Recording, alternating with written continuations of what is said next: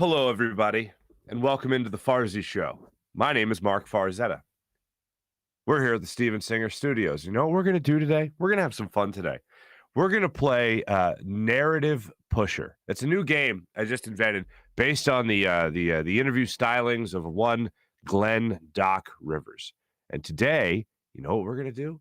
We're going to let you hear from Doc Rivers in little things we're going to call quotes and things that are definitely not reports. And it kind of leads us to where we are right now with the Sixers and Ben Simmons. So I really look forward to getting into all that with you today. Contain your rage, contain your rage, contain your rage. I'm going to contain my rage today. We're also going to talk about the Philadelphia Eagles, who have some unfortunate circumstances in front of them. Dallas Cowboys actually look like a pretty good football team this year.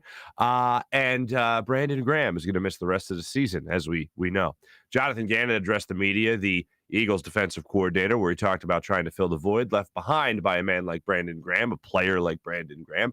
And he also talks about how a gentleman named Josh Sweat can step up and help the rest of the defensive line, especially after signing a 3-year, $40 million contract extension that maybe, just maybe, we could see him play over 40% of the snaps coming up Monday, against the Dallas Cowboys Monday night. We're also going to be joined by Paul Hudrick of Liberty Ballers, who's going to also help us further explain and understand this whole Ben Simmons situation.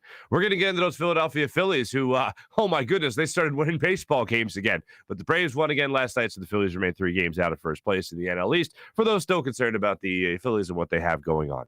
So we're going to get to all that and more today. We're going to lead it off with Doc Rivers, who went on First Take yesterday. That's a show on ESPN starring Stephen A. Smith and no longer that Max fella. And one of the things they got into yesterday was Ben Simmons and his current status and whether or not Ben Simmons wants to be here in Philadelphia.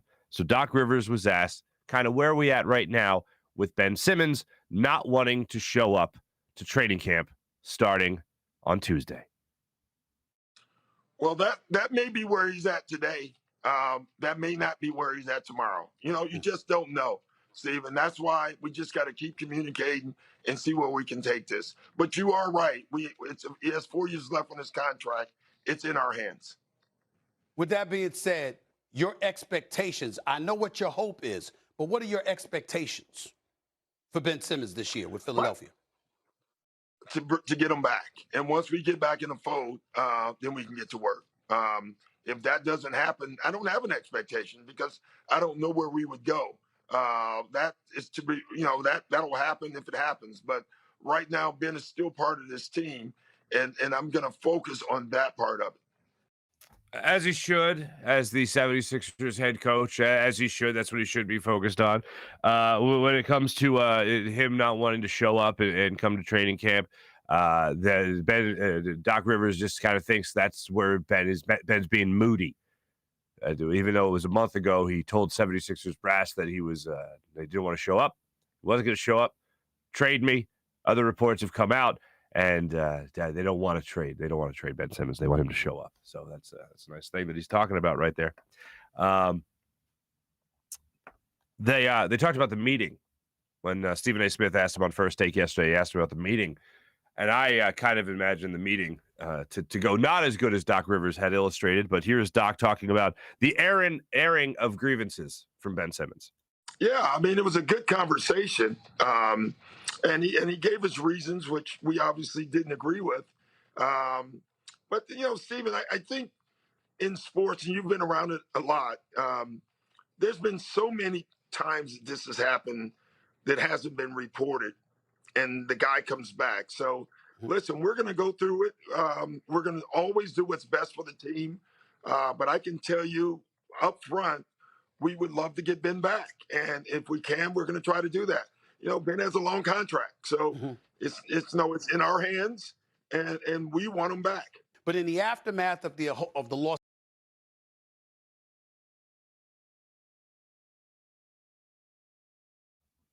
I really think the whole situation here with Ben Simmons is eventually just going to make us all lose our damn minds and trying to figure out how the Sixers are going to work this out when it comes to a trade or it comes to just Ben Simmons sitting out for a long period of time and getting fined a bunch of money. I think that's kind of where everyone's at right now. And when Doc Rivers says the meeting, there was a good conversation, I can't help. Like, tell me in the comments, will you? Just tell me in the comments, how do you think the Ben Simmons conversation went with Doc Rivers, Daryl Morey, and probably Elton Brand, right? How do you think that actually went? Do you think, like, what movie scene do you think it most represented? Because there's one movie scene that really comes to mind when I think about Ben Simmons having that conversation with the 76ers brass. And that movie scene is from the critically acclaimed movie Half-Baked, which won a slew of Academy Awards for the young people that haven't seen it. It's just an amazing picture. And it's the scene where Scarface goes, bleep you, bleep you, bleep you, you're cool, bleep you, I'm out. That's pretty much how I pictured that conversation to have had, the good conversation that Doc Rivers had. And it all stems from the comments that Doc Rivers made immediately after the Sixers lost in the Eastern Conference Finals to that team that we hate so much now, the Atlanta Hawks. Or, maybe it was like a TV scene. It was a TV scene. I believe it's a Festivus with Seinfeld where what you're supposed to do is say, I got a lot of problems with you people. And I think that's Jerry Stiller's character. I think that's kind of how the conversation went as well. But bottom line, I don't think it was as healthy as a conversation as Doc Rivers is doing there. Here's the biggest thing. This is the part that is going to be run for a long time, and there's no better thing for anyone, a lawyer really, a talk show host really, other than the smoking gun, which is I didn't say it, and then roll clip of you saying it, and that's exactly what happened yesterday. I just want to play it. Here's Doc Rivers after they lost with the question from David Murphy. Doc Rivers after Game 7, losing Game 7 the Atlanta Hawks, Doc Rivers on Ben Simmons. Here it is. Doc, you think Ben Simmons can still be a point guard for a championship team like the one you guys want to become? Yeah, David, I don't know that question or the answer to that right now. So I don't know the answer to that. Oh, interesting. I don't know. Okay, I don't know. All right. Doc Rivers being asked yesterday on First Take by Stephen A. Smith about the thing he said that he says he didn't say. But in the aftermath of the loss to the Atlanta Hawks in Game 7, you were on the record saying at that particular moment in time that you didn't know whether or not he was the point guard of the future for a championship franchise. Joel Embiid was on the record, questioning the play where he passed up the dunk and gave the ball, to Thibault, that played a big role. I want to correct Please that. Please do. Yeah, I want to correct that because I would love you guys to play what I said. Mm-hmm. Because, and I've told you this before, Stephen A., never said what was reported. The question was asked about Ben. It was the first question after we just lost a Game 7. My answer was, I'm not answering any of that stuff right now, guys. I don't even know how to answer that. That had nothing to do was about Ben. I was basically saying I'm not answering that crap, those questions. Mm-hmm. And so what disappointed me, and I don't do this media thing very often. You never see me do that. Right. It was being portrayed that I was out there saying, I don't think we can win with Ben. And I do. I told Ben that the next day. What really disappointed me was the next day I went on and said, guys, y'all know exactly what I was talking about. Mm-hmm. And no one heard it. They just kept running their narrative. So, I've been in sports a long time and I'm not misrepresented very often, but in that case I was. Right. But it is what it is. Ben knows. Rich knows, and I know.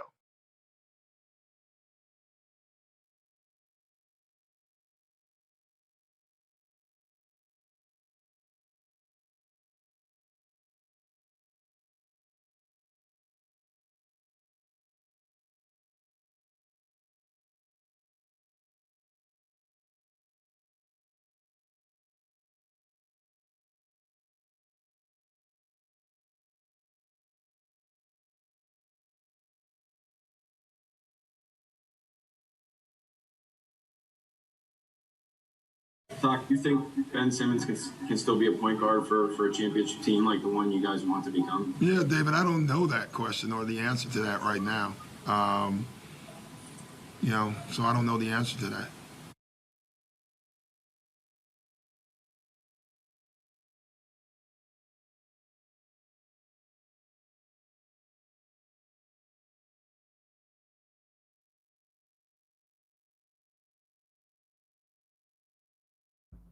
How about now?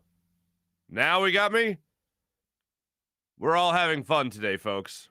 We're all having fun. I think Doc Rivers is running my microphone. I think that's what's happening today. See, this is me telling you my mic didn't work, not me telling you, oh, my mic's working. What you're hearing isn't. Is that a good tie-in? No.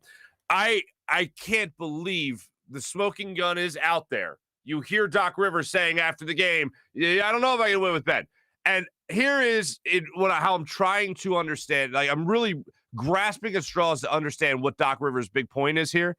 And I think he either has lied to himself enough from Game 7 to now about what he said after the game and doesn't even really realize what he said, or his I don't know to David Murphy after the press conference, really was a blow-off question, like a blow-off answer, like, yeah, I don't know. I don't like whatever kind of thing.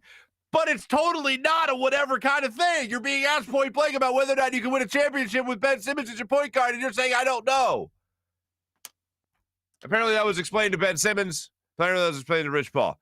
So, okay, let's play in that fantasy world for a second where Doc Rivers is accurately remembering how everything went down, and he's not. But let's play in that fantasy world for a second. So if Clutch Sports knows that, if Ben Simmons knows that, what's Ben Simmons pissed off at then? Joel Embiid diming him out after the game, saying they basically lost because of Ben Simmons, when he said the whole thing that we've covered a billion times at this point, which is all about whether or not that was the turning point in the game, which it was when Ben Simmons passed up on the dunk. The pass to Thibault, as it'll go down in the history books. Just absolutely ridiculous. Ridiculous. And that's where we are right now in life, folks. Now, that again is what will run away with headlines and grab everybody's attention. That Doc said this, he said he didn't say it, but he actually did say it, and people will do what I just did, which is play the clips, and hopefully their audio works. But here's what I got for you. This is the more frustrating thing. Doc Rivers, this is unreal. Doc Rivers talking about the free throw situation with Ben and how this all stems from the free throws.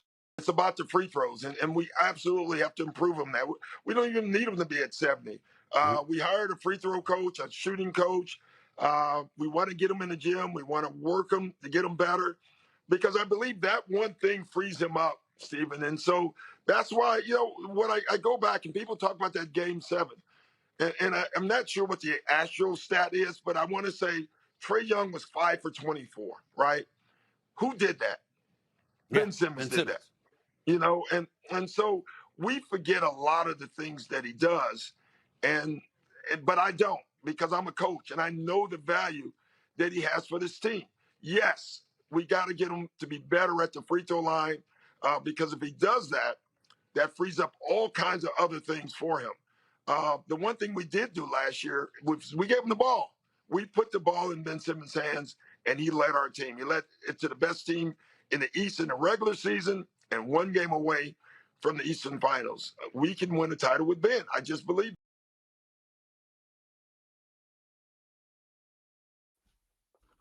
I like how he snuck that last line in there about winning a championship with Ben. Look, we all know what he does defensively, and he talks about that with Trae Young and what he did against Trae Young and all that.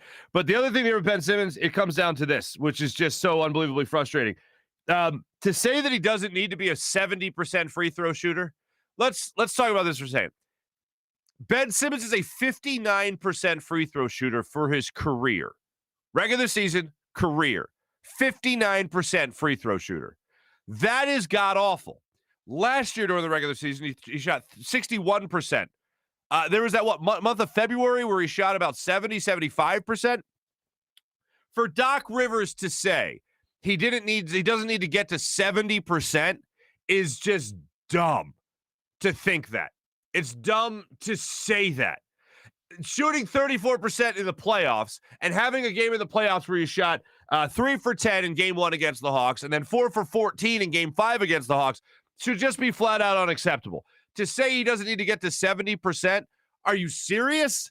Like, just because he shot 34% of the playoffs doesn't mean that has lowered the bar for the rest of the regular season or throughout the playoffs. He needs to at least be a 70. Like, he should be a 90%, but we know that's not how it is in the NBA. Give me 70%. Give me 75%. Please. And then we can talk about a different thing with Ben Simmons. But here's what I honestly and truly believe. After all this, after Ben Simmons coming out and the reports coming out about Ben Simmons, Doc Rivers confirming those reports about Ben Simmons yesterday when he said the conversation happened, where Ben told him the grievances, and confirming, saying that's where Ben's at right now. He might not be there tomorrow. And that's true. And let's see where that goes.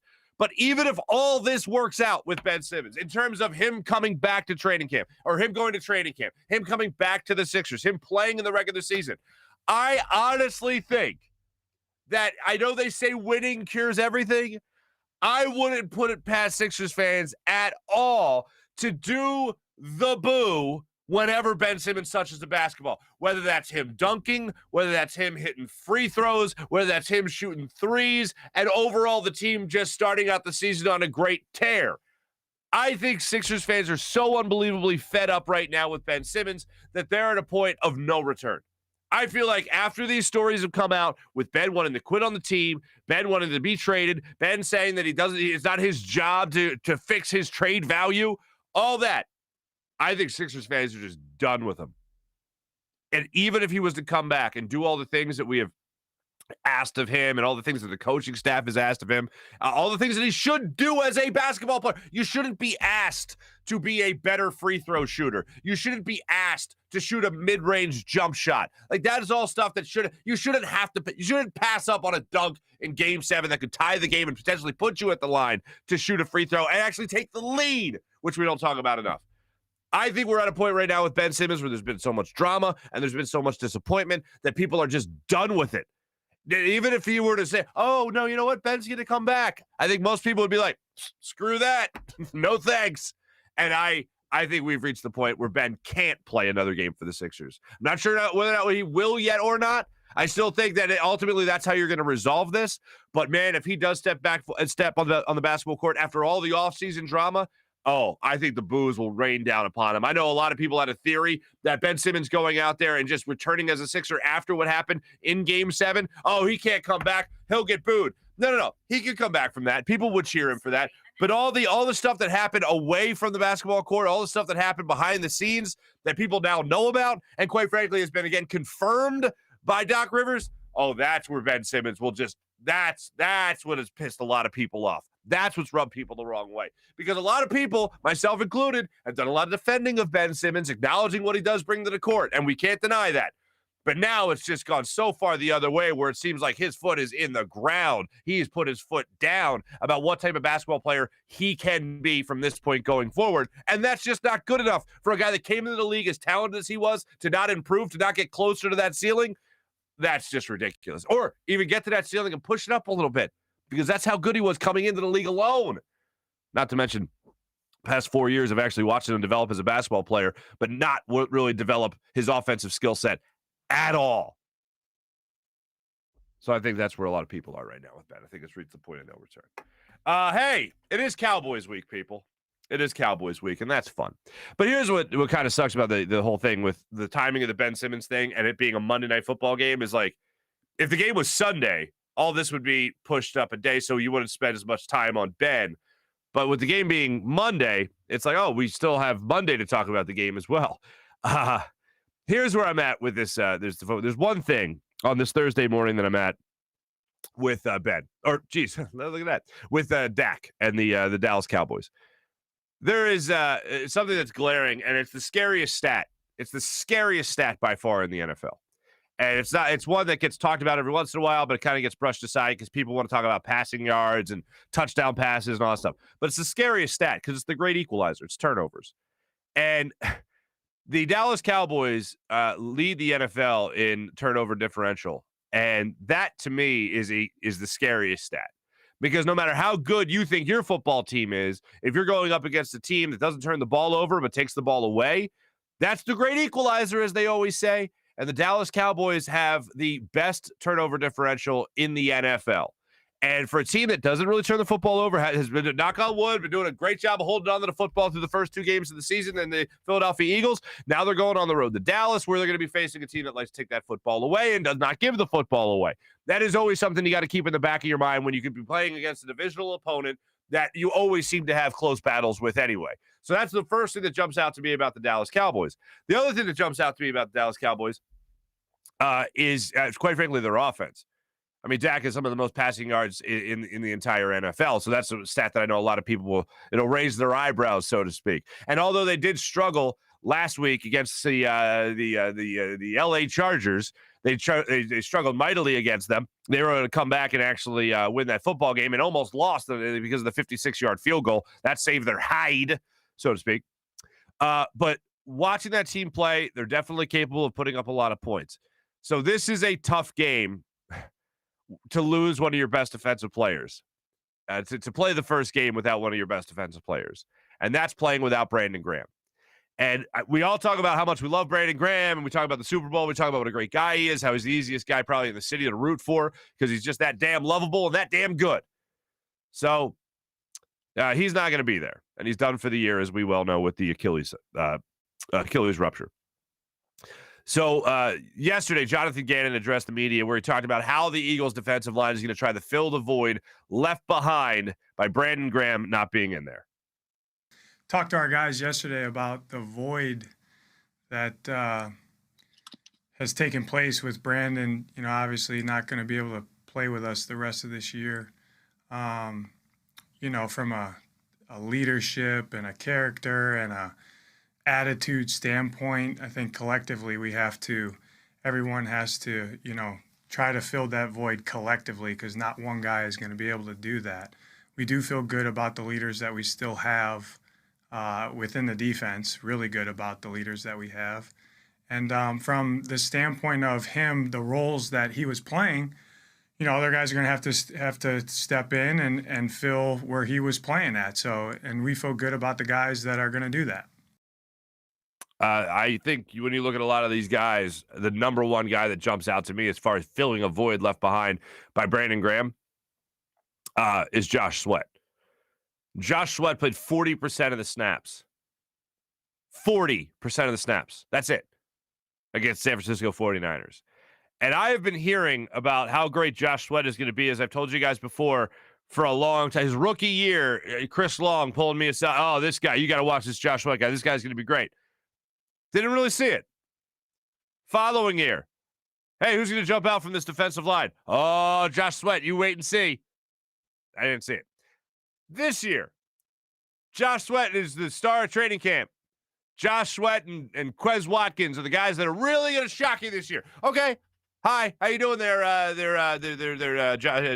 Quez Watkins, you looking pretty good. I like what you're doing. Josh Sweat, I saw on the football field against San Francisco 49ers. He got a good pressure on Jimmy Garoppolo. Other than that, not so much. So I'm waiting for that breakout game. I'm waiting for that game where other teams really have to fear Josh Sweat, where it's announced to the world, not just with a $40 million contract extension over 3 years, but it's announced to the world how good Josh Sweat is. Is this going to be that game? Because, again, 40% of the snaps against the Dallas Cowboys is not really going to get it done. So here's John and Gannon on what Josh Sweat came into the table in terms of trying to fill in for Brandon Graham. Yeah, so this week, as I've talked to you guys about, certain packages and, that we have and what we play, we're trying to accentuate guys' skill sets and, how the game kind of unfolded. We always have a certain way that we want to kind of, in our mind, here's how we're starting the game, here's the adjustments we're making, here's who's in on certain packages, and how the game kind of unfolded. That's why you saw his play count a little bit down. With saying that, when he was in the game, he affected the game in a positive way and played winning football. And you will continue to see Josh Sweat do that. From a standpoint of what he's been since we've been here, I mean, he plays the run extremely well and he can rush, and he's a great dude. So, just like as he's been doing, he's going to continue to play winning football for us, which we need him to.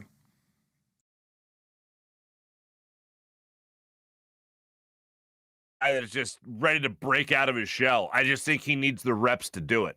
I mean, we talk about it all the time in the more skilled positions, the flashy positions, if you will, the wide receiver, running back, quarterback. Oh, these guys, what they need? They need reps. They need to go out there. They need those reps out there to make them feel comfortable, to understand the game, to get a feel and all that. I think Josh Sweat needs reps. No better time to get reps than when you're missing guys on the defensive line, like a guy like Brandon Graham, for instance. So let me see Josh Sweat out there have at it. I can't think of a better game for Jonathan Gannon to unleash the hounds than this game against the Dallas Cowboys and Dak Prescott, especially when they're going through a bit of a transition there in the backfield, if you haven't noticed. Troy Pollard has just been pretty damn amazing for the Dallas Cowboys, even dating back to last year. Troy Pollard, Tony Pollard. What am I missing that? But Pollard has been amazing pretty much for the Dallas Cowboys over the last, the first 2 games of this season and going back to last year. Ezekiel Elliott dealing with injuries and just quite frankly, not really looking like the guy that got a huge contract extension, 3 years ago now? So they're talking about possibly a transition between the two, between Pollard and Ezekiel Elliott. Now, it's going to take a lot for Pollard to really take that spot. And I'd say, about 100 yards last week is pretty damn good when Ezekiel Elliott seems like he can't get even close to that 100-yard mark. So they're going through maybe a bit of a transition in that backfield. This might be a good time for the Eagles to actually get all up in that. And if you actually look at the standings in terms of how they do it with run defense, Eagles are a pretty damn good run defense team. So we'll see how that goes. And now that does go to say that they played the Falcons and they played a 49ers team that they were able to control for the most part, with the exception of a 16-play drive and a 12-play drive. That really was the difference in the game, those 2 drives. So defensively, you can't allow those to happen. But against a team like the Dallas Cowboys that can light it up a little bit offensively, you got to know that type of drive is just standing there waiting to be taken again by the opposing team. So this is a situation where I'd love to see Josh Sweat just released and just see what he can do. Now, I mean that in the good way. Release the hounds type of thing. And see what he can do in the backfield to just wreak havoc, because I'm just waiting to see it. I've been hearing about it for a long time from guys that know far more than I about this game of football. Josh Sweat's supposed to be a beast. I'm waiting to see it. I'm waiting to see it with great consistency. Let's cross our fingers for that. Something else I need to see in this football game, and we got into this a little bit yesterday, but coming up against the Cowboys, I got to see this. Like, I saw the deep ball. We wanted to see the deep ball. Unfortunately, Jalen Reagor was out of bounds. But we saw the deep ball to Quez Watkins. So we got to see that from week 1 to week 2. I want to see that running back screen.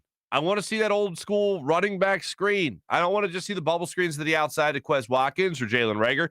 I want to see guys like Miles Sanders, Kenny Gainwell get involved more. Boston Scott, I think, is a pretty good football player.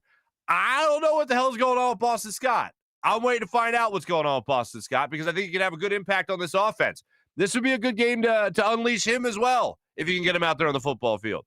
So there's a couple of different things here, offensively and defensively, that the Eagles need to do in this game against the Cowboys that I think could almost guarantee them the win, as long as they don't turn that football over, because, again, overall, that's the most daunting stat in the NFL when you talk about that turnover differential. Let me tell you right now about my good friend Steven Singer of Steven Singer Jewelers. Folks, if you don't go to Steven Singer, what are you doing? Go to Steven Singer. Trust me. You'll have yourself a wonderful time. You won't feel pressure. And you know why? Because every single time you know you're going to get taken care of with the perfect price. So head to the other corner of 8th and Walnut, right on Jewelers Row in Philadelphia, to understand why Steven Singer is so great. And sure, yeah, I hate Steven Singer is the popular phrase. I have friends from out of town that always look up and see the billboard and they go, oh, I hate Steven Singer. What'd that guy do? And I go, you know what that guy did? That guy saved you some money. That's what he did. And you know what? He always knows that you're going to look up who you hate, but not who you love. And Steven Singer understands that. And you know what? Other jewelers also like to say they hate Steven Singer simply because he doesn't mark up prices at a ridiculously high rate just to make you feel like you're getting a deal. So you can say, oh, I'll just knock $1,000 off for you. How's that make you feel? No. It's not like that. You just walk in, it's set at the perfect price. So you don't got to negotiate. You don't got to haggle. No pressure like that. You walk in, know what you want. If you don't, they'll walk you through everything with a real jewelry expert. Every single time at Steven Singer Jewelers, go to IHateStevenSinger.com. That's IHateStevenSinger.com, the other corner of 8th and Walnut. Always fast and free shipping at IHateStevenSinger.com. I just looked down in comments real quick, and I see somebody asking me to get back to basketball. I opened the show 20 minutes. Our guest today is Paul Hudrick, and he'll be talking more basketball with us. Coming up in our Morning Rush segment, we got some Phillies news we're going to get into from last night's ball game. Some interesting stuff surrounding that game. We have one more little nugget that I thought was really interesting. This is actually earth-shattering. It was one of the other things they got into, not during the interview with Doc Rivers on First Take, but just during the show in general. We'll get to that in our Morning Rush segment. But right now, let's check in with our good friend Paul Hudrick to try to further understand the trade value in Ben Simmons and how this is all going to end. So without further ado, for Liberty Ballers, our good friend Paul Hudrick joins the show on the Rothman Orthopaedics guest line.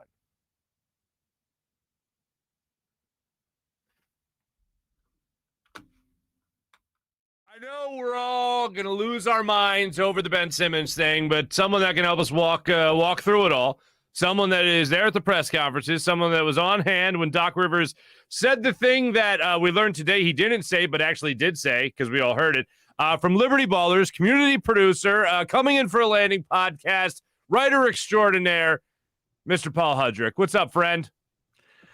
Doing great, Mark. How are you, man? It's an exciting time, right? Totally. I just want to say this. I know you're going to be exciting my audience today because they like to track your different looks. Yeah. Now, you got the top on going today, but no glasses. No glasses. And you look like you're, I don't know, your normal, well-kept self as far as I'm concerned. Listen, some people have different looks, different days. You know, if the hair's getting a little long, got to put it up. And I didn't feel like doing the hat thing. Mm-hmm. You know, and of all more contacts, which is important. New contact, it's an important thing. So you look like $1 million, friend. Let's just keep talking about this so we don't have to talk about that other guy. I will say that's two Seinfeld references and I'm not a Seinfeld, like I like Seinfeld, but I'm not like someone that always goes to that as a reference point for me. But what I do look at is the two things is I pictured Ben Simmons as Jerry Stiller during what was it, Festivus? When he's like, Festivus for the rest of us. I got a lot of problems with you people. That's what I pictured Ben Simmons doing when he had that meeting a month ago with Sixers brass. Do you think it went kind of along the same way? An airing of grievances, if you will. Yeah, exactly. Yeah, I don't know. I mean, the way Doc Rivers made it sounded like it was pretty civilized. You know what I mean? It sounded like they actually talked. It wasn't just Ben airing grievances. It sounded like it was a back and forth. There was a dialogue, and in the end, as Ben Simmons stated his case that he doesn't want to be a Sixer. So now, as much as that was reported to us many, many times, this is Doc Rivers telling us this absolutely happened, and that Ben Simmons has told the team he does not want to be a Sixer, and that the team, basically is trying to talk him out of it, which it's crazy to think about. And I will say that, from what I had been told, the Sixers organization with this situation, they were never going to trade Ben Simmons just simply to trade Ben Simmons. It doesn't sound like they were they've ever been interested in that quote unquote step trade, meaning getting, a bunch of picks in here that you could swap out for a star later. That didn't really seem to appeal to them. It seemed like their goal all along was, we're going to build the team that we believe has the best chance to be a contender right now, and we're not going to make a trade that forces us to take a step back from that. So, but with that said, what Doc Rivers said today was an even bigger endorsement. It's literally saying, no, I want Ben Simmons back. So I hadn't quite heard it stated that strongly, and I don't think it's been reported that strongly. But to hear the head coach come out and say that, we saw the MVP candidate. Well, that was less than a month ago. He came out and said, I would welcome Ben Simmons back. So whether it's posturing or whether it's genuine, they're doing a pretty damn good job of putting that message out that, listen, we want Ben Simmons back. We'll welcome him back. Yeah, I got to be honest. I never thought for a second that the Sixers wanted to trade Ben Simmons. After everything hit the fan, and I mean like after James Harden. I think they wanted to trade him for James Harden, but after everything James Harden. Yeah, exactly. That's a compliment. So if you're going out there and you're saying that Ben Simmons is, you want him to stay here after everything that happened in the playoffs, and then Ben Simmons is the one that being like, no, screw you, I don't want to be here. That's really weird to me. And I believe that's exactly how it went down, because it wouldn't behoove the Sixers to want to trade a guy at his lowest value anyway, just when you break it down to his simplest form. But we kind of went through this track before with starting out with both sides want to work it out and they want to work with the shooting coach. They're going to get Ben better. He's going to come back. Everything's going to be great. Ben doesn't want to be traded. And then back in August, according to all the reports, Ben Simmons is like, nope, screw that. I want to be traded. Get me out of here. And then Doc Rivers does a complete, whether he wants to admit it or not, a couple of things that jumped out to me at the press conference. This was the interview on First Take today. The first thing that jumped out to me was the complete about face, answering David Murphy's question about whether or not he feels like he can win a championship with Ben Simmons as his point guard. And he said, I don't know. I don't know. And then today, during the interview, saying, yeah, I like how people said I didn't know. I never said that. That's not what I said. And it's like, that's totally what you said. I'm just going to just tell me if my theory is completely whack. All right, my friend. I believe Doc Rivers, in his mind, has convinced himself that he didn't say it, but the way he might have said it was in a tone of dismissing the question. Like, yeah, I don't know. I don't know. I don't know those answers. I don't know those questions. I don't know that answer right now. Like, it's almost blowing off the question. Other than that, I just think he completely misremembers what he said to the media and how he said it. It's funny because I can make another Seinfeld reference to this, and it's George Costanza saying, it's not a lie unless you believe it's a lie. No, but not a lie if you believe it. But yeah, listen, and this is where, I didn't really, the part that I didn't like from Doc is when he went on that whole tangent about like everyone's pushing their narratives and blah, blah. It's like, right. Well, no, you said what you said. So with all due respect, Mark, like even if he meant it like that, like let's just say, for instance, he meant it like he said today, where he was just dismissing the question. That was the thing. Right.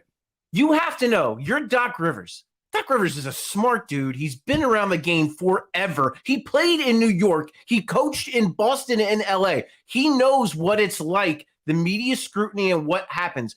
When you are asked about Ben Simmons being the point guard on a championship team, you have to know that any answer you give other than yes is going to get some type of reaction. Mm-hmm. So not that to put it in some context and defend him this much, I do think that it was blown out of proportion. That's a fair way to word it. I do think that some people took it and ran with it a little bit too much and made too big of a deal out of it, but he said it. I mean, it's no carrying on a narrative. When he said it, we all tweeted it or we all wrote about it. Mm-hmm. And then a couple days or whatever, I guess it was a day later when they do the exit interviews, he says, I talked to Ben Simmons. It was good. We had a good conversation.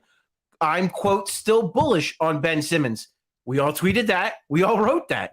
It's not, how can you blame the media when it's just people reacting to what you are saying? Right. And what happens is when fans react to stuff, outlets pick it up, it goes viral. That's the world we live in. So, of course, the quote about you saying you don't know about Ben Simmons being a championship point guard compared to you saying you're still bullish on him, of course, the more controversial one is the one that everyone sees and reads. I just him saying that he was misrepresented, I don't think is fair. And I'm someone who respects Doc Rivers. I don't take cheap shots. It's not my style, not the way I do business. But I just think it was a little unfair the way he kind of pushed the blame on the media for that today. I totally agree with you because I know there's a lot of things you could certainly say was the media slant. The quote was printed. It wasn't a made up quote. Everybody saw it. In this city, not only are we listening and reading about press conferences in the newspaper or on the radio, whatever it might be, we're watching the clips on social media. Like, we all see it ourselves. Like, that's how it works nowadays. And plus, if you're Doc Rivers, do you ever think to yourself for a second that maybe being contradictory of yourself, maybe being a little hypocritical of yourself, led people to take that to the next level, especially when earlier in the playoffs you said you laughed at and you scolded the media member that was like, you want me to take Ben Simmons out of a game? You want me to take Ben Simmons out of a game? Oh, what am I supposed to do? Put him on the bench? And then you literally put him on the bench for the same reason that the media was asking you about. So it's a lot of like, Doc, are you coming or going, man? It's a lot of mixed messages from the Sixers head coach. Right. And I think what's so weird about it too, Mark, is like the truth would have sufficed here. Like, all you had to say is, look, that answer, it was after a game 7. We were all emotional. The question, whatever, the question caught you off guard, whatever, you weren't prepared to answer it in that moment. And, if you had a chance to do it over, you would answer it differently. And then say a bunch of nice things about Ben Simmons, say you want him back. That would have worked. Like, I don't know why he had to, frame it that. Like, why did he feel the need to rewrite the history of that day? Like, it's just so weird to me. I mean, Why is everyone, Mark, trying to rewrite the history of that day? We all saw what happened. We all saw Ben Simmons pass up a dunk. We all heard what Doc Rivers said. We all heard what Joel Embiid said. Like, I can't wrap my brain around the fact that he just, like, he felt the need to kind of, I don't want to say lie, because I guess that's not, I don't want to accuse him of being a liar, but like to frame it that way when I think just saying, I think my comments were blown out of proportion, as opposed to saying, you know, you were misrepresented and that the media ran with their own narratives. Like, no, we didn't run with our own narratives. We ran with the narrative of the head coach of the basketball team that we cover, who made a comment about the second best player on the team. Like, it's just, it boggles my mind. Like, that, I don't know why he felt the need to go that route, why he couldn't have just told it like it was and told the truth. Why do you think the about face today? Like, when you're talking not just about, I didn't say what I said, but even before that, he said, I want Ben Simmons back. We had that airing of grievances, if you will. I guess next is feats of strength. But they had that conversation. And then today he said, yes, I can win a championship with Ben Simmons at point guard. Well, I don't think it's a coincidence that the Woj report that came out the other day, that this comes right after, on the heels. Like, none of it's been a coincidence, right? Like, one day you'll hear something from Ben Simmons' camp, not, demanding a trade, not showing up to camp. Here's something else the next day. The Sixers aren't trading it unless they get really good value. Ben Simmons never wants to be a Sixer ever again. Doc Rivers gets on first take and says, we want him back. Like, this is the way it's going to go. Like, this is, I hate to say it, but like, this isn't ending anytime soon. We're going to keep, until there is a trade worked out, or until he reports to the team. I don't know which one is more likely at this point.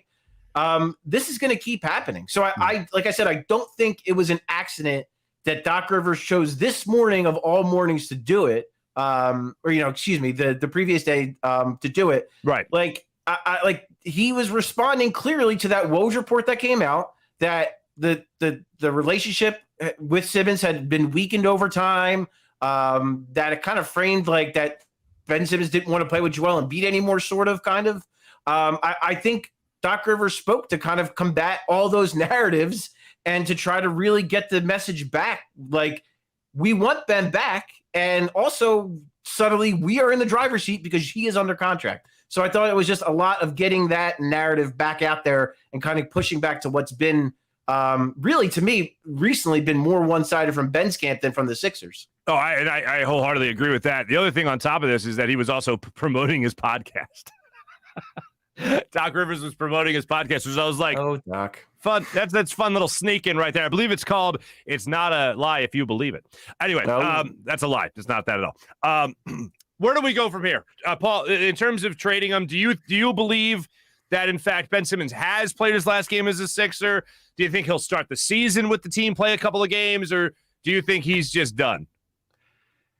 My answer has changed to this question, and I feel like it changes every hour, every minute, almost. Like, every time I see something come up, I kind of change my mind about it. And I think that's part of the reason why Daryl Morey is kind of held out, because you don't know what's going to happen on a daily basis.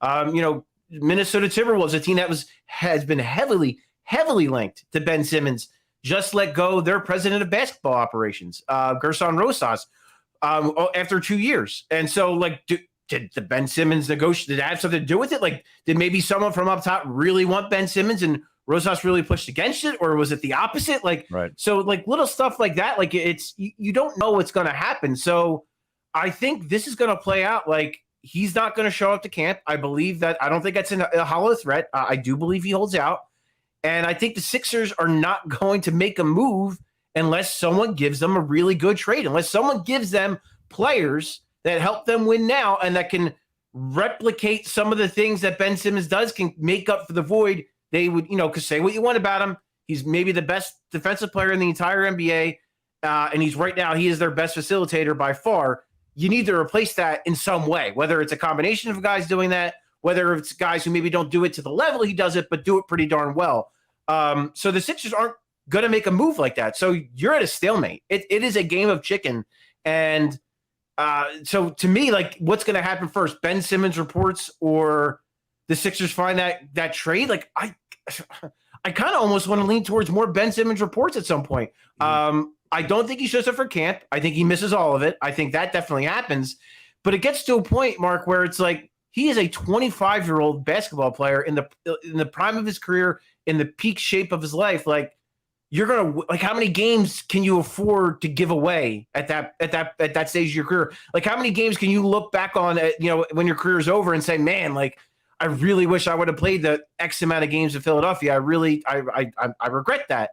So, like, to me, it makes more sense that Ben Simmons reporting before they can find a deal would make sense to me.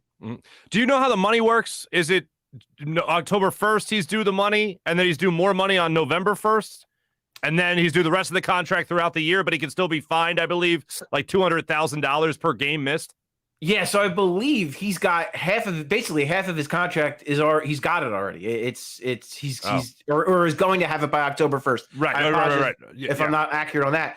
But no, yeah, I think that's the way it is. That's the same thing I heard. They can't I think they can't start fining him though till November. I think that's the deal. As far as games lost and all that. And yeah, so I mean, if you're him, I mean, you already got 16 million banked for this year. Like, I mean, so I guess if it's not my money, but if it were my money, I probably wouldn't want to give it back. But right.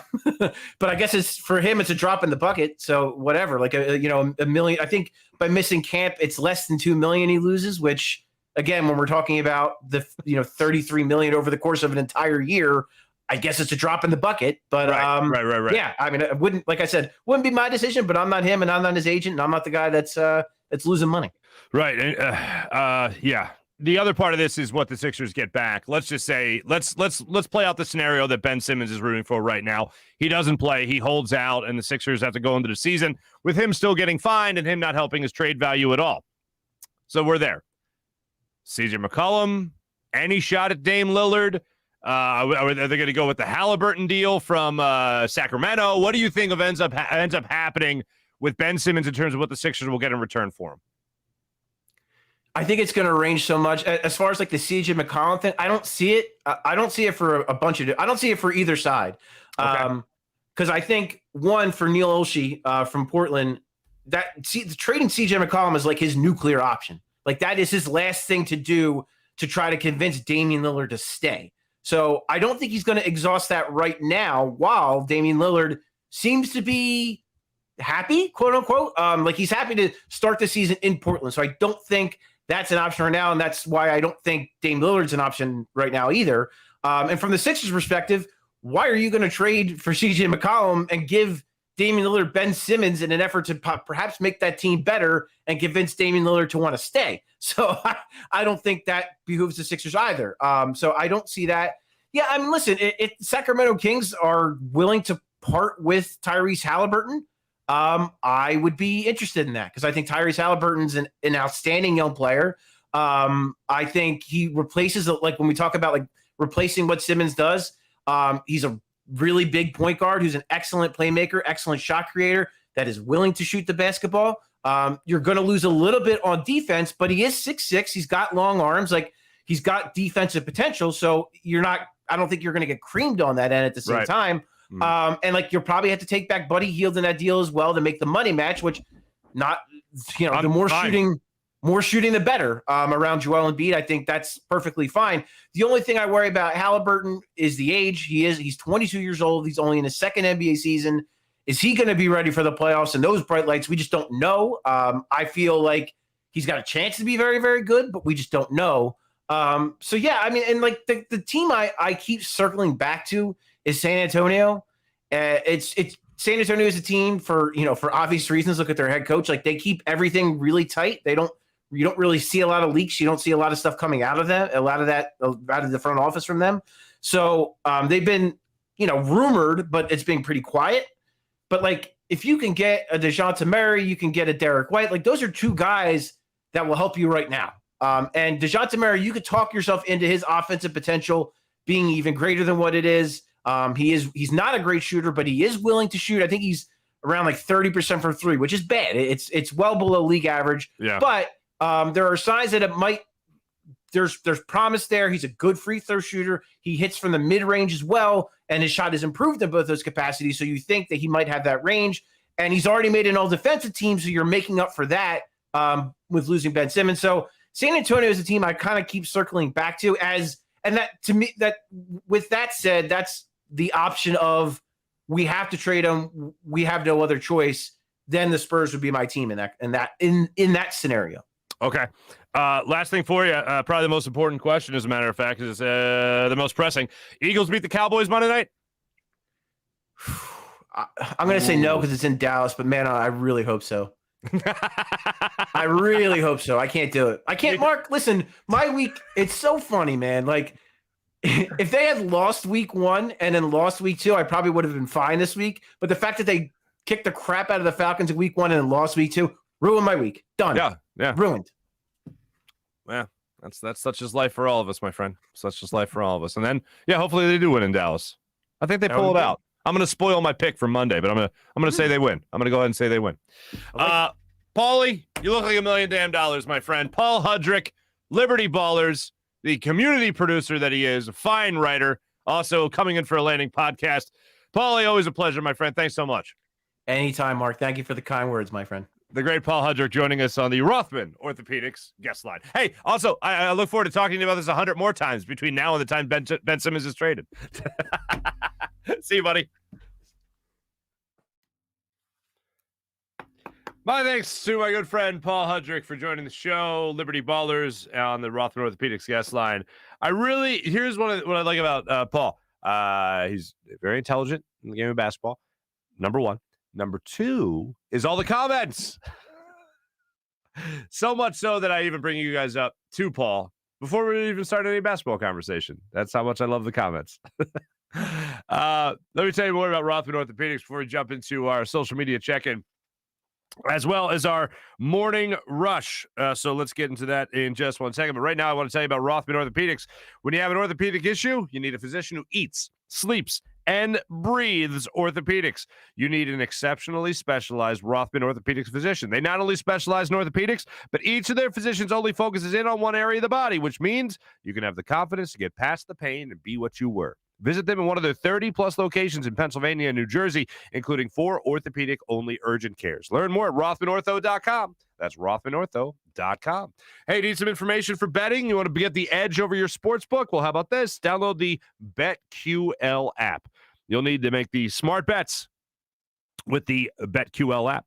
Their best bets computer model scans over 350,000 unique bets per year to give you the best bet recommendation for every game across all major sports. It gives you the reasoning behind why you should make the bet as well. Their model covers everything from point spreads, over-unders, and player props. Don't want to use the model and prefer to do your own research? We're BetQL. They have all the necessary tools for your betting research needs. Everything from sharp data, line movement, team summaries, lineups, injuries, breaking news. They even have a leaderboard so you can track all your success, which you'll have when you use the BetQL app. Download the BetQL app in the App Store or Google Play Store now. That's BetQL. I always talk to you guys about Steak and Maine in the heart of Northeast Maryland. Whether you like to dine in a more upscale steakhouse or casual bar and patio, you'll enjoy the highest quality of prime meats, fresh seafood, and world-class oyster bar, as well as freshly prepared sushi. Sushi. Delicious. All that and an extensive wine list, including their own Cavada Cellars wines, open every day for lunch, dinner, and Sunday brunch. Steak and Maine in Northeast Maryland voted #1 place for steaks in America by the Travel Channel and the Cooking Channel. Check it out for yourself. Go to steakandmaine.com. And how about our friends over there at PHL Sports Nation, enhancing your Philadelphia sports fan experience, covering all things across blogs and social media, just like Ben Simmons or maybe the Eagles Cowboys. All that, PHLSportsNation.com. Ladies and gentlemen, I've been using this new app, WinView. Check it out right here. That's how it looks on my phone, right? To make it a little baseball bet. They got some baseball bets going on right now. WinView is the only game where fans can take on other fans and end the debate once and for all of who's the bigger sports fan. If you have friends and family who think they know more than you, well, guess what? Tell them to put their money where their mouth is. See if they can walk the walk as well as talk the talk. Play them in a WinView contest. If you want to break up the monotony of family dinners and get-togethers, play a little quarter, maybe a Monday Night Football, maybe a little Thursday Night Football. Put a little skin in the game. It's a perfect way to add a little extra layer of competition to your fantasy league as well. And like I said, they got some baseball things going on right now. And you know what? I'm getting crazy, folks. Check this out. I'm betting the Phillies. Simple one tonight. It's the first one I'm making with you guys through the show. So this is what I'm doing. Go to the WinView app. First, download the WinView app and start having yourself a good time. I'm doing a simple one right now with a friend of mine. I'm picking the Phillies to win. He's picking Pittsburgh to lose. He's a Pittsburgh fan, lives out there in Pittsburgh. So yeah, that's what I'm doing tonight. So you guys see how easy it is to use. You guys can click right there on the PHI, obviously for Philadelphia, and go ahead. I just mansplained that to you. I'm sorry. But go ahead and pick up Philly to win tonight. And you guys can win yourself some money. That's the bet I'm making. That's what it looks like on the app. So make sure you download the WinView app and have yourself a good time. That's what I got for you as far as that goes. How about our social media check-in brought to you by Steak and Maine and steakandmaine.com. Here's what we got going on. Let's see what we got. So Dak leads it off. What's up, Dak? Good morning to you as well. Mally, how are you? Dak, I'll help you with the Phillies. They won. They gained no ground. The end. Thank you, Mally. April, good morning to you as well. Dan Schwartz, good morning. Philadelphia Harpers win another one. Philadelphia Harpers win another one. I get it. That was a cannon of an arm. I was going to get that in the what do you call it? The thing I do, the morning rush, but that was a hell of a throw. It saved the game last night. Bryce Harper with the outfield assist. MVP Bryce Harper with the outfield assist. I'm not going to go into a big rant about why he should be the MVP because I did that for Joel Embiid and he lost. So I feel like I'm a jinx. The reason the dark cloud over Philly sports, Mike Sealski. Hey, Mike's book on Kobe Bryant is pretty spectacular. You guys should check that out a little bit. What else do we have? Farzy crying. Yeah, I started out the show somber because I knew I was going to go to that level, that dark place that I go to every once in a while if I started out early on the Ben Simmons stuff. So I just really tried hard to keep it contained. That's how I did. Crying, drinking, or allergies. Before the show, me and PJ, producer Jim, were talking about my allergies were bad this morning. I think I just kicked them right before the show, so that's good. How is this Eagles-Cowboys week and there's no trash talk? I blame Ben Simmons and Sealski for this. Not far off. After a smoke session. No, I did not have a smoke session. All I want for my birthday. April, happy birthday. All I want for my birthday is the Eagles to beat the Cowboys or beat the snot out of the Cowboys. There you go, April. And some Jack Daniels. That's my girl. Way to be, April. Nick is checking in. So soft. That is Ben Simmons. Rather soft. Mally's saying we all know Stephen A's sources are just the script writers at ESPN. No, I'll tell you who I think my own little theory on who Stephen A's source is. Doc Rivers. I mean, I don't think there's any mistake or any accident, as Paul was even saying, that the story comes out with Ben and Doc goes on with Stephen A. He was on with their morning show as well. I forget what that's called. Jay Williams, I believe.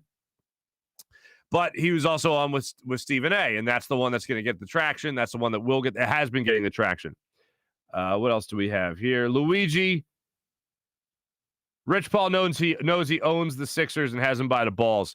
Yeah, you're not far off, Luigi. That's pretty much where we're at right now. But that'll bring me into what I'm going to get into in our Morning Rush segment.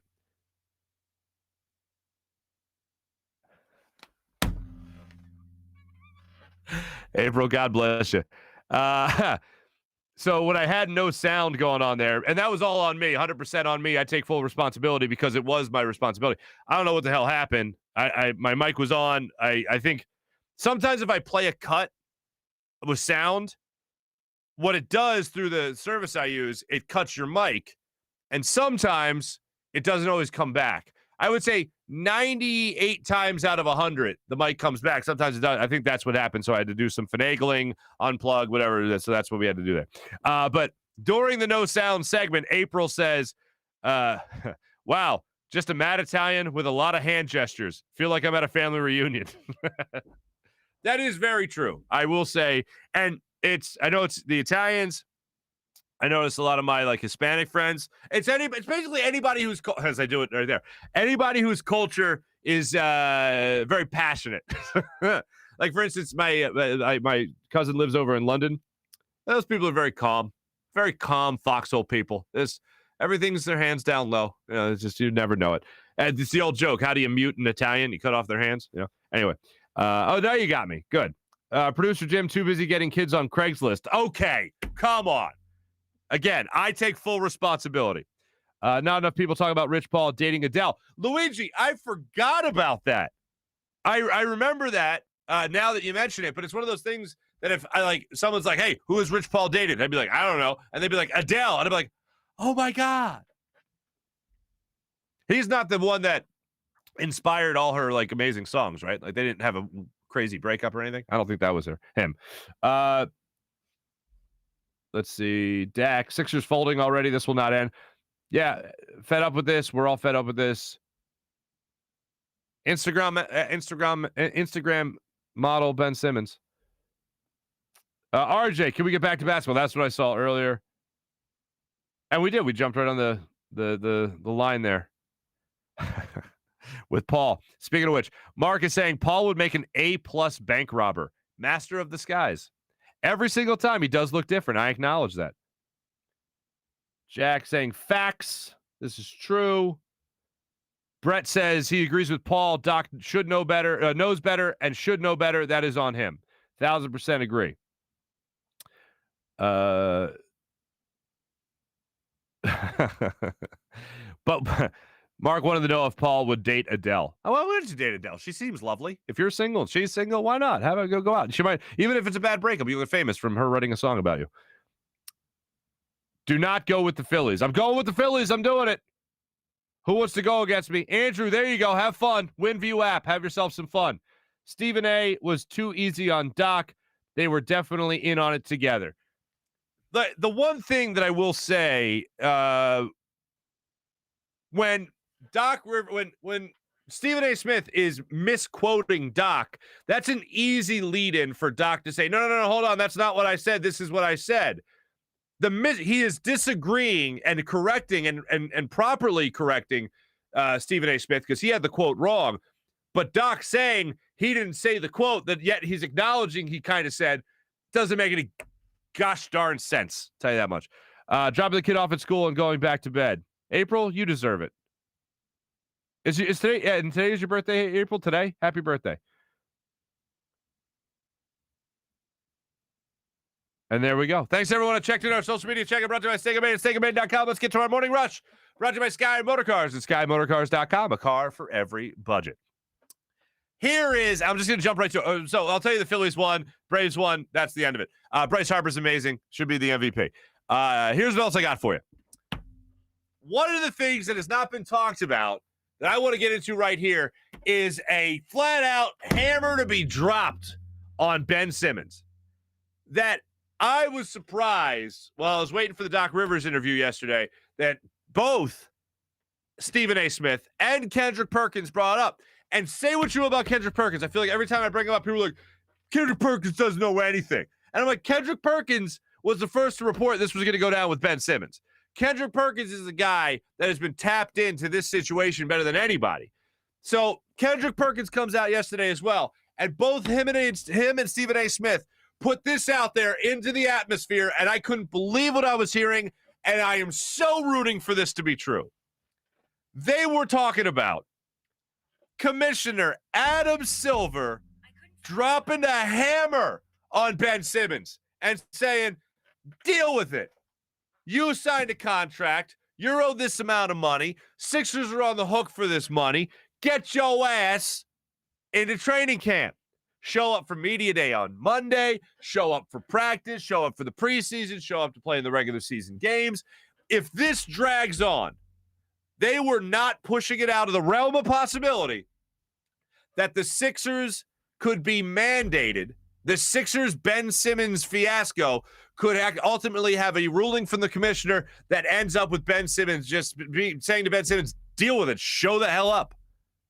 If that gets the commissioner involved, oh, you think there's a circus now? Adam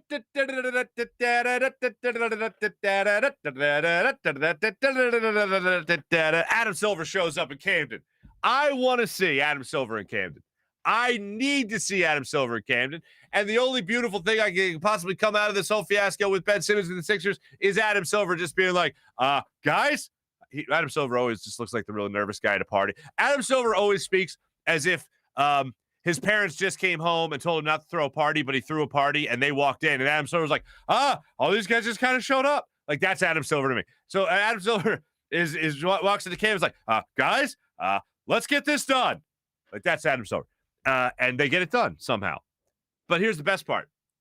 If Adam Silver does step in on the 76ers' behalf, and then Ben Simmons does come back and then does play, I still don't toss out the idea that I threw out at the start of the show, which is no matter what, Ben Simmons gets booed. Mercifully. Like unmercifully. Like nobody has ever been booed in Philadelphia. Like, the boo on Ben Simmons will become the most famous boo in the history of Philadelphia sports. Like, all the people that go like nationally that want to bring up that whole Santa Claus thing from the 60s, move over. That'll be done. The most famous boo in Philadelphia will be Ben Simmons getting booed, as he's still a member of this team every time he touches the basketball when he eventually returns. If Adam Silver mandates he plays and like has some kind of crazy authority where he can actually tell a player to play, which I don't think he really has, but if he does, oh man, they'll be talking when I'm in my like 80s, hopefully, and I'm telling my grandkids when they're like, "Hey, we heard about this guy Ben Simmons getting booed, and it was really bad." I'm like, "Oh, grandkids, that's the most infamous boo in Philadelphia sports history." And believe it or not, we once booed Santa Claus. What? You know what I mean? Let me just think back to that. I'll be my rocking chair, enjoying my Jack Daniels. I'm having myself a good time. That's the hammer that could drop. I would, hey, we all have something to look forward to now, don't we? Anyway, thanks for watching. Thanks for listening, everybody. You know I love you. I appreciate it greatly. Look, we got a lot more Eagles conversation to get into tomorrow. Oh, by the way, this is the chess match. So the Sixers, the Ben Simmons, I don't want to show up. That happened. Tom Moore's report came out. Then Ben Simmons reiterated that he wasn't going to show up for training camp. Doc Rivers then does an interview with Stephen A. Smith on First Take. What's the next move? The next move is Ben doesn't show up. The next move is this drags on for quite some time. And I still think, because I don't think the Sixers are going to I think the Sixers are going to try to make a point with Ben Simmons and not just trade him. And I don't think anyone's going to blow their doors off by any means about trading for Ben Simmons or trading for Ben Simmons. I don't think anyone's going to do that. So I still think that Ben comes back and actually plays, because I think that's the only way he knows he can get out. I think that still happens. So we'll continue to follow all of this with Ben Simmons and the 76ers. Thanks for watching. Thanks for listening. You know I love you guys. Appreciate it. Jim Hyden produced the program, did a phenomenal job. This is a Buzz Sports Entertainment production. My name is Marc Farzy. Have a great rest of your day. Take it easy, everybody.